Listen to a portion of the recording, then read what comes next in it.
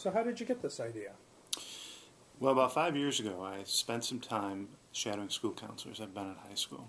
And one of the things that I noticed was that counselors were asked to do an awful lot of things, and one of them was the administration of the college choice process.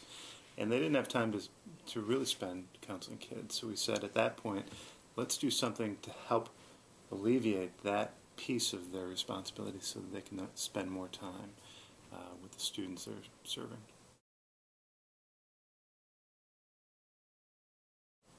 Well, what have you learned so far? Well, there were really two things. One, not surprisingly, we saw a tremendous increase in the number of students who completed their financial aid forms. From 2012 to 2013, we saw a 61% increase in FAFSA completion rates. Some of that has to do with the project, some has to do with the announcement of the scholarship, and we're still working on teasing those apart.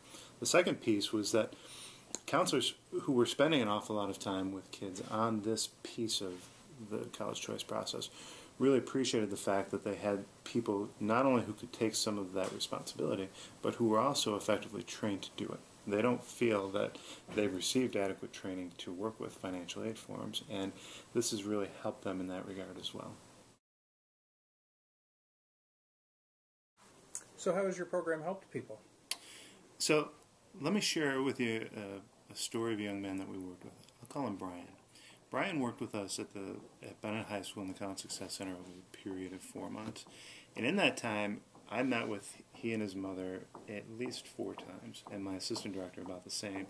And much of our conversation was convincing Mom that what we were doing with Brian was going to be helpful, and that it was necessary to do it in the time frame that we were discussing.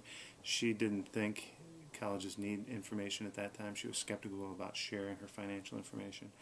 And it took a long time for us to convince her that this was important to do in a timely manner. It also affected not only Brian, but his sister. She had wanted to go to college the year before, but hadn't been able to, largely because of the financial aid process.